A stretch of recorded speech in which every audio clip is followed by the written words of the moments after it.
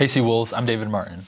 I'm Ben Taylor, and welcome back to Studio Blue News. We hope you enjoyed St. Paddy's Day and had a relaxing spring break. In honor of Sexual Assault Awareness Month, Sonoma State will be participating in the Clothesline Project. On Wednesday, April 16th from 11 a.m. to 1 p.m., survivors and allies are welcome to write messages on colored t-shirts and display them at the Lucy statue in front of the library. And on April 23rd, the community is invited to show their support by wearing denim to school. You can also stop by Seawolf Plaza between 11 a.m. and 1 p.m. for more information on campus resources. Finally, on April 30th from 4 to 6 p.m., Sexual Assault Awareness Month will culminate in a celebration at the Cooperage classroom space. Interns from the Office of the Prevention of Harassment and Discrimination will be showcasing the resources they've created this semester. Light refreshments will be served and all are welcome. For our story today, we have interviews with soccer coaches Marcus Ziemer and Amiria Salzman regarding the athletic department's lawsuit against SSU. Let's go now to Leah Gannon and Aaliyah Glasper with our two interviews. Are there any further steps you've taken since the budget cuts have still not been reversed? Yeah, we've been very busy. We have a lawsuit. A couple of former student athletes, their lawyers have filed on behalf of the student athletes that transferred here this semester that were told 2 days in that there was not going to be athletics moving forward. So they were kind of fraudulently brought here. I met with a lot of politicians on Friday. The women's coach, Amiria, our deputy athletic director, Jared Chasey, and I met with Senator Mike McGuire, who's the Senate leader, up in Santa Rosa at his office. That was really good. We had a really frank discussion with him, and I mean, he's pulling for us, and he's hoping that between some community fundraising, the CSU kicking in something, and then the legislature, that we can save athletics. What is your plan after this semester? Actually, the thing is, I'm going to be fine personally. I've been here 36 years, so I have a nice retirement, nice pension. In the short term, my oldest daughter plays professional soccer in Germany. She lives in Cologne, Germany. So my wife and I are planning on moving over there and watching her play for a while. And then we'll see moving forward. I'll probably retire. I'm not doing this for myself. I'm doing it for my current student athletes, for the university, my alumni, all the history and the records and all the athletic programs. And personally, I'll land on my feet, but I'm hoping to still manage to help save the program. Everybody's got to keep fighting, and it would be horrible for the university, for the community, if they cut athletics. And it doesn't make financial sense. We have the Rasher report that came out showing that the athletics is a net positive. What we bring in terms of tuition, housing, the local community, the visiting teams, the parents, and everything. It just doesn't make sense, and the student life. And a lot of students have said they don't want to go to a school that doesn't have athletics. Thank you so much. My name is Amiria Salzman. I'm the head women's soccer coach. I've been coaching here 14 seasons. I did have a previous season as well as an assistant coach. I'm an alumni from the university and also the soccer program. I am an All-American here, and also I'm in the Hall of Fame as well. Most of my coaching career has been here at Sonoma State. I came from Santa Rosa and have coached and played in the club, high school, junior college, and I had a semi-professional team here as well. So pretty much every level here in Sonoma County. Coaching at Sonoma State was one of the greatest honors of my life because I played for two coaches that were just absolutely incredible. And every day that I coach here, I coach with the imprint of what they instilled in me, in my memory, and then I pass that on to my players as well. Are there any further steps you're taking since the budget cuts have still not been reversed? Well, I am a member of the Save Seawolves Athletics Committee, which is now an LLC. So we've been working hard. I've been speaking. I spoke at a legislative forum and have been doing things publicly that are needed. There is another legislative forum coming on April 14th, but it's actually a day I have a surgery scheduled. So I'm working hard on that end in conjunction with like Marcus Ziemer, Ben Ziemer, Val Verhoens, Jess Stimac, to do what we can to try and get this decision reversed. On a personal level, it is really hard. I am a single mom and my son is 11 and I am not able to move out of the area. So trying to find another coaching job at this point is not going to happen. And usually in college coaching, I mean, it's such a small population of people that can do it. To get another college job, you typically have to move. I'm just not capable of doing that. So that ship has sailed for me.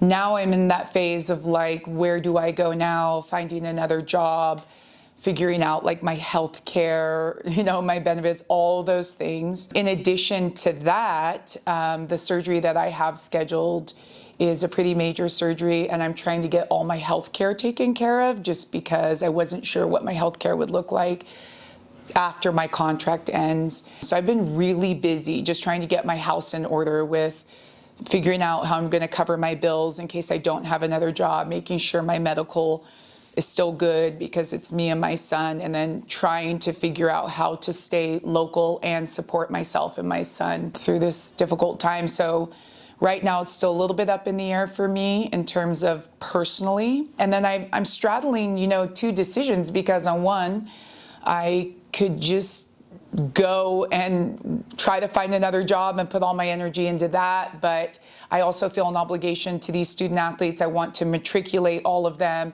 and I also want to fight for the athletics department. So I'm living in two worlds. Is there anything else you would like the wider community to know? Men's and women's soccer have a long history. Both programs have national championships. So our alumni go back about 40 years.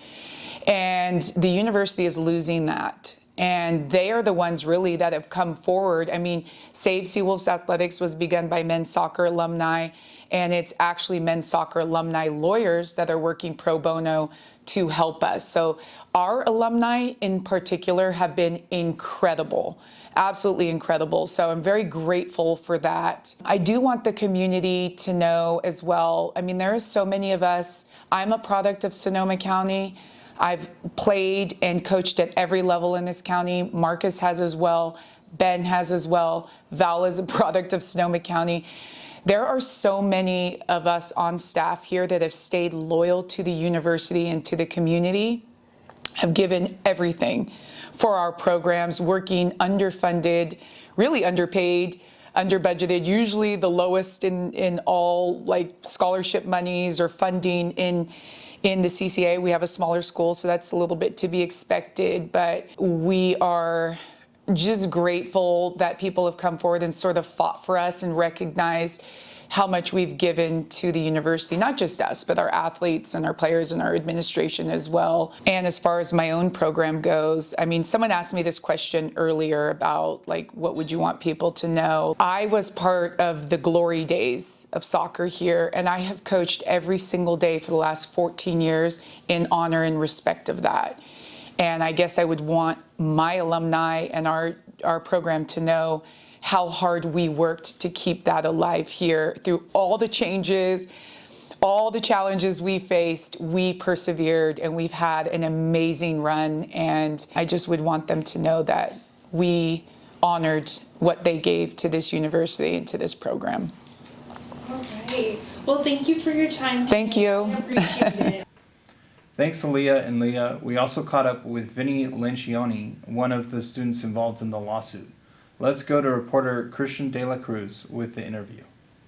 All right, so Vinny, thank you so much for taking the time to sit down with me. I know you've been busy with baseball, but appreciate you for sitting down with me. And I just want to start off with a little bit of a breaker. How has the season been for you and the boys, despite the ongoing situation with the school right now? Yeah, I could say that, this being my first year out of 4 year, I really am enjoying my time here. And it definitely has started off on a kind of a rough step, and we've been kind of trying to find our footing throughout this season, and working things through. With all that's going on, I think that the team, we're really getting along quite well. Our record and results of the games hasn't been what we wanted, but like I said before, is that we still really enjoy playing with each other and being on the field with each other, despite our record and what's going on. I think we're trying to do our best with staying present and in the moment with each other, and that's definitely, I believe, shown with our how we communicate with each other. So obviously with the negative stuff that's going on around the school, For you, what actions have you been taking? What's going on around with the budget cuts and everything? And maybe others, what have they been doing, possibly take a stab back at Sonoma State for cutting athletics in general? Yeah, so me personally, I've joined six other student athletes at Sonoma State by becoming plaintiffs and filing a lawsuit against the school. My biggest part in what I do is telling my story and how I'm being affected, along with my other the other six student athletes. We don't have anything that oh this is actually helping me out or whatever. Like no, not one of us can say that. Like there's everything that's happening to us by this process and this decision is negatively affecting us, and we're just seven, that, and we're representing the entire college and student athletes. We have some fantastic lawyers that are doing this pro bono, and our David Seidel is one of the lawyers, and he's an alumni at Sonoma State, so he has passion in this fight. So, if the budget cuts don't get reversed, what are your plans for the future? Are you transferring out of the school, and what's your future going to be like after this semester? Yeah, I mean, it even like right when we got the news that day, I remember I came into where I'm at right now, currently in my home, my dining room. I have to come down to a decision: do I want to keep playing baseball or not? And now as like it's coming, it keeps as we're coming along. It's do I want to still play baseball or can I? It's not do I want to or do I not want to.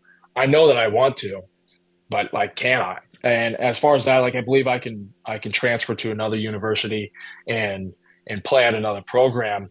But we as my family, we have to look at the financials. Like Right. is that a possibility? Can I move to another university, pay tuition, housing, food, transportation on top of that? For my family right now, it's a lot of stuff's kind of going on. So there's a lot of things financially that we're having to kind of focus on. Hmm. So, and this is going to obviously add on to that. This is something that's going to affect the rest of my life. The chances of me playing at another program are very high. And if Sonoma State ends athletics, I do not see myself staying for just the academics. Hmm. Like I'm all for the students and everybody who's being affected, but I don't want to support the institution for how it's treated Hmm. myself and the rest of the student athletes and faculty. For my final question, is there any message that you have for the greater community of Sonoma State or for Sonoma County to maybe possibly help support the movement or to just, speak out against the administration for cutting all athletics and even some of the degree programs here? Oh yeah, word of mouth is the oldest form of communication. It's really simple. It's a simple thing we can all do. You never know who's going to reach, and a person may have capabilities, resources that can help this movement. Like I said, it's stay optimistic, but those who are personally being affected, such as myself, is to just make sure that we're gonna be okay regardless of the decision. Well, Vinny, I appreciate your time for letting me sit down and speak with you. We'll keep in touch about the news and best of luck to you for the rest of the season. Oh, definitely, Christian. I really appreciate it. Thank you very much. Thank you. Thanks, Christian. Many of the students are unaware of the recreational resources we have on campus, including our rec center. The Seawolf Cyclery is open Monday through Fridays from noon to 4 p.m. The climbing wall is also open Sundays through Thursdays from noon to 7 p.m. And the aquatics pool is open Monday, Wednesdays, and Fridays from 11 a.m. to 1 p.m.